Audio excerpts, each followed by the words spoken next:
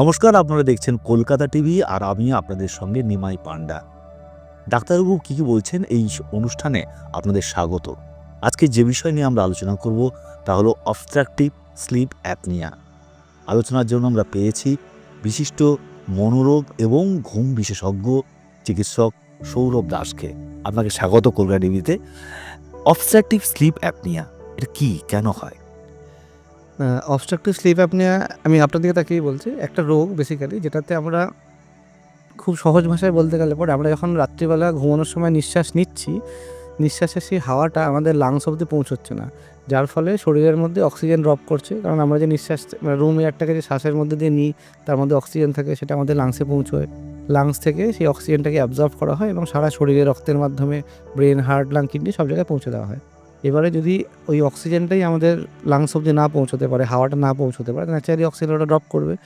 Oxygen লেভেলটা drop করে গেলে পরে তখন সেক্ষেত্রে বিভিন্ন রকম রোগ মানে অন্যান্য অনেক কমপ্লিকেশান তার তৈরি হতে পারে। তো এই যে রোগটা, যেটাতে এই হাওয়াটা ঢুকতে পারছে না লাংস অবধি, তার কারণ হচ্ছে গলার একটা যে টিউব থাকে, সেই টিউবটা বন্ধ হয়ে যাচ্ছে, কোলাপস করে যাচ্ছে। সেই রোগটার নামই হচ্ছে অবস্ট্রাকটিভ স্লিপ অ্যাপনিয়া। অবস্ট্রাকটিভ মানে বন্ধ হয়ে যাচ্ছে, অবস্ট্রাকশন হচ্ছে। স্লিপ মানে ঘুমের মধ্যে হচ্ছে, আর অ্যাপনিয়া মানে শ্বাস বন্ধ হয়ে যাচ্ছে। ওই সময়টাতে মানুষের চেষ্টা করলেও সে এরকম করছে, কিন্তু হাওয়াটা তার ঢুকছে না, সে নর্মাল শ্বাস প্রশ্বাসটা নিতে পারছে না। এটাকেই আমরা অবস্ট্রাকটিভ স্লিপ অ্যাপনিয়া বলি। কেন হয়, মানে এই রোগটা আসে কী করে মানুষের জীবনে? দেখুন, এর অ্যাকচুয়ালি এক্স্যাক্ট কোনো সিঙ্গেল কারণ নেই। এটা মাল্টিফ্যাক্টোরিয়াল একটা লাইফস্টাইল ডিজিজ বলতে পারেন। সবথেকে প্রধান কারণ হচ্ছে ওজন। যদি অনেক বেশি কারোর ওজন হয়ে যায় বা হঠাৎ করে সাডেন ওজন বাড়ে, তখন সেক্ষেত্রে আমাদের গলার যে টিউবটা থাকে, শ্বাস যেখান থেকে ফ্যারিংস বলি আমরা, সেই টিউবে প্রচুর মেদ জমে, ফ্যাট জমে, এবং সেই ফ্যাট জমার জন্য টিউবের প্যাসেজটা ছোট হয়ে যায়। এবার যখন আমরা জেগে থাকি, তখন আমাদের একটা ওয়েকফুলনেস ড্রাইভ বলে জিনিস থাকে, যেটা আমাদেরকে ওই টিউবটা খুলে রাখতে সাহায্য করে। ঘুমিয়ে পড়লে অটোমেটিক্যালি ওয়েকফুলনেস ড্রাইভটা থাকে না, বন্ধ হয়ে যায়। তার ফলে ওই টিউবটাও আস্তে আস্তে কোলাপস করে যায়। এবং ওই ফ্যাট জমা ছাড়া ধরুন ওই মাসেলের যদি টোন কমে যায়, বিশেষ করে আমরা বয়স্ক লোকেদের ক্ষেত্রে দেখি, তাদের কিন্তু অতটা ফ্যাট থাকে না। তাদের যেটা হয় সেটা হচ্ছে যে মাসেলের টোনটা খুব দুর্বল হয়ে যাওয়ার জন্য মাসেলটা রিল্যাক্সড হয়ে যায়। রিল্যাক্সড হয়ে গেলে টিউবটা আস্তে আস্তে বন্ধ হয়ে যায়, হাওয়া ঢুকতে পারে না। এছাড়া বেশ কিছু জেনেটিক বা নিউরো ডেভেলপমেন্টাল কারণ থাকে, যেমন ধরুন ডাউন সিনড্রোম, আপনি হয়তো শুনে থাকবেন, অনেক বাচ্চাদের জন্ম থেকেই হয়। সেই ডাউন সিনড্রোম বাচ্চাদের এই রোগটা বেশি হতে পারে। বা বা ধরুন অন্যান্য যে কোনো কারণে, ধরুন কেউ যদি প্রচুর অ্যালকোহল খায় বা যদি কোনো রকম নেশা টেশা করে, যেগুলোতে মাসেল টোন কমে যায়, সেখান থেকেও কিন্তু এই ধরনের রোগগুলো আসতে পারে। মানে জেনেটিক এবং এনভায়রনমেন্টাল ফ্যাক্টর মিলে এই রোগটা তৈরি হয় আর কি। এর জন্য কী জটিলতা তৈরি হয় এবং কী সমস্যা হতে পারে শরীরে? দেখুন, সবথেকে বড় জটিলতা ভাবতে গেলে পরে সাডেন কার্ডিয়াক ডেথ, বা দেখবেন অনেকেই শুনতে পাই আমরা যে ঘুমের মধ্যে মানুষ মারা গেছেন, বা সকালে উঠে দেখা যাচ্ছে আর সে জাগানো যাচ্ছে না, সে মারা গেছে মানুষটি ভোর রাতের দিকে। বিশেষ করে ওই ঘুমের মধ্যে অক্সিজেনটা এতটাই মাত্রায় কমে গেছে বা এতক্ষণ ধরে কমে গেছে, তার হার্ট বিটটাই বন্ধ হয়ে গেছে, সে আর হার্ট ফেলিয়ার করে গেছে তার। সেটা সবথেকে মানে ডেঞ্জারাস একটা কনসিকুয়েন্স।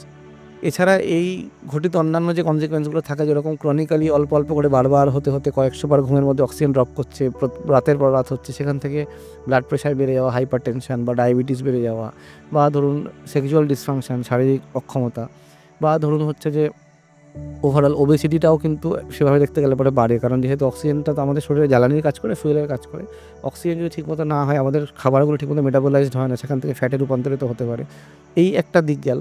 এছাড়া মানে বেসিক্যালি কার্ডিও মেটাবলিক যে সাইড এফেক্ট, সেটা আপনাকে বললাম। এছাড়া আরেকটা দিক হচ্ছে যে অ্যাক্সিডেন্টস। যেহেতু ওই ঘুমের মধ্যে ঠিক মতন মানে অক্সিজেনটা আসছে না, ঘুমটা বারবার ছোটো ছোটো ভাবে ভেঙে যাচ্ছে, একটা রিফ্রেশিং স্লিপ হচ্ছে না, তার স্লিপটা ডিপ্রাইভড হয়ে যাচ্ছে।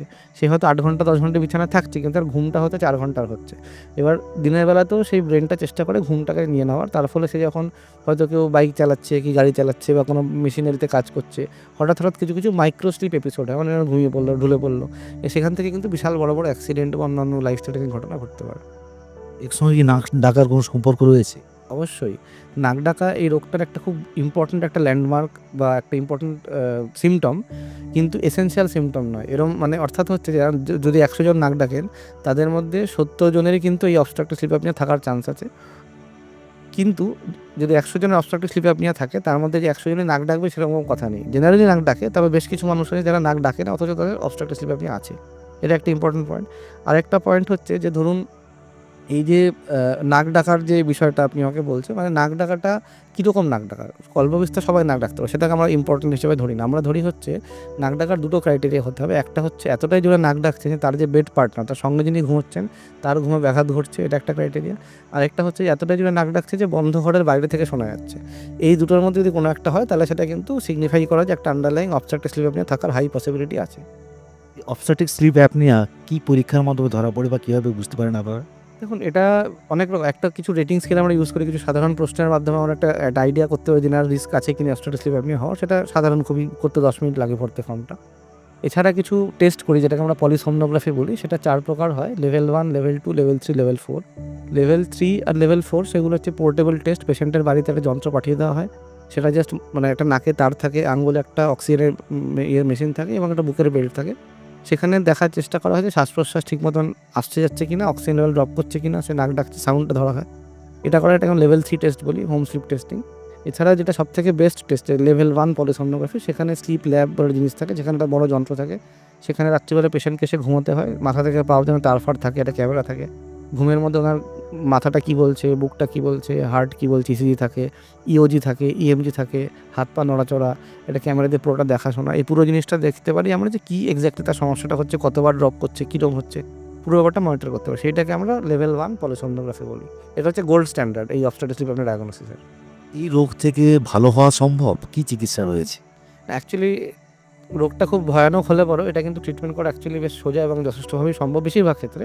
কিছু কিছু রেয়ার কমপ্লিকেটেড কেস ডেফিনেটলি থাকে, তবে বেশিরভাগ ক্ষেত্রে খুব সিম্পল ব্যাপারটা। ওই যে টিউবটা যে বন্ধ হয়ে যাচ্ছে, হাওয়াটা ঢুকতে পারছে না, আমরা একটা যন্ত্র লাগিয়ে বাইরে থেকে নর্মাল রুম এয়ারটাকে জোরে পুশ করে ঠেলে ওই টিউবটাকে খুলে দিতে পারি। যেরকম ধরুন ভ্যাকিউম ক্লিনার হাওয়াটাকে টানছে, তো বাইরে থেকে ভিতরে হাওয়া টানে ভ্যাকিউম ক্লিনার, ধরুন রিভার্স ভ্যাকিউম ক্লিনার। ওই জোরে হাওয়াটাকে ঠেলে দিয়ে আমরা টিউবটাকে খুলে দিতে পারি, যার ফলে নর্মাল শ্বাস প্রশ্বাস চলে, অক্সিজেনটা ঠিকঠাক, কোনো সমস্যা হয় না, অক্সিজেন ড্রপ করে না এবং একজন মানুষ গ্র্যাজুয়ালি সুস্থ হয়ে ওঠেন। এটা হচ্ছে গোল্ড স্ট্যান্ডার্ড ট্রিটমেন্ট, যেটাকে আমরা বলি প্যাপ থেরাপি, পজিটিভ এয়ারওয়ে প্রেশার। এছাড়া কিছু কিছু সার্জিক্যাল অপশনস আছে, কিছু কিছু ডেন্টাল অপশনস আছে, কিছু কিছু ডিভাইস মুখে পরিয়ে আস্তে আস্তে মুখটাকে এগিয়ে দেওয়া, যার ফলে হাওয়াটা ঢুকতে পারে ভিতরে, এগুলো আছে। এছাড়া আরও কিছু নতুন একটা রিসেন্ট একটা কয়েকদিন আগে ইউএসএফডি একটা ওষুধকে অ্যাপ্রুভ করেছে ট্রিটমেন্টের জন্য, যে ওই ওষুধটা ওজন কমিয়ে দিতে পারে খুব ফাস্ট। ওটা খেলে পরে ওজনটা কমে যায়, যার ফলে অবস্ট্রাকটিভ স্লিপ রোগটা অনেকটা নির্মূল হতে পারে বা কমে যেতে পারে। এছাড়া কিছু পেসমেকার মতন ডিভাইস আছে, যেগুলো হচ্ছে যে অপারেশন করে বসাতে হয়।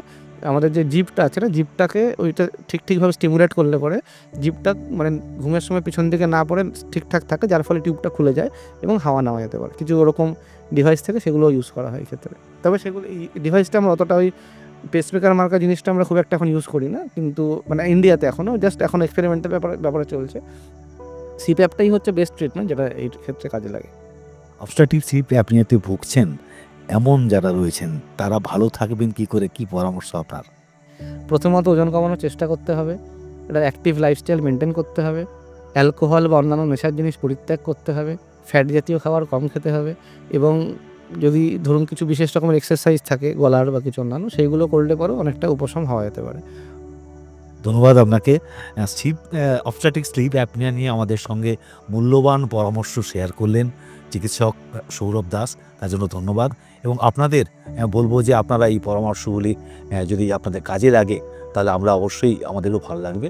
আপনারা ভালো থাকুন, সুস্থ থাকুন, দেখতে থাকুন কলকাতা টিভি।